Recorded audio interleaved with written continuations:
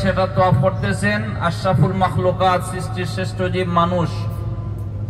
এজন্য আল্লাহ পাক রব্বুল আলামিনের দরবারে আমরা শুকরিয়া আদায় করি, সবাই বলি আলহামদুলিল্লাহ।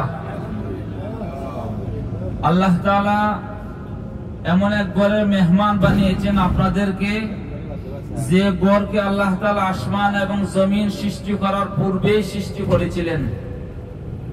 আসমান এবং জমিন সৃষ্টি করার পূর্বেই এই মক্কাতুল মুকাররমাকে পবিত্র নগরী হিসাবে তৈরি করেছিলেন। পৃথিবীর মধ্যে দুইটি পবিত্র নগরী রয়েছে, একটা হচ্ছে বাইতুল্লাহ আর একটা হচ্ছে মদিনাতুল মুনাওয়ারা, যে মদিনার মধ্যে প্রিয় নবী সাল্লাল্লাহু আলাইহি সাল্লামের রওজা আতহার রয়েছে। এই পৃথিবীর মধ্যে দুইটি পবিত্র ভূমি রয়েছে, একটা হচ্ছে বাইতুল্লাহ, যে শহরের মধ্যে আপনারা আছেন এখন বর্তমানে, আর আরেকটি শহর হচ্ছে মদিনা।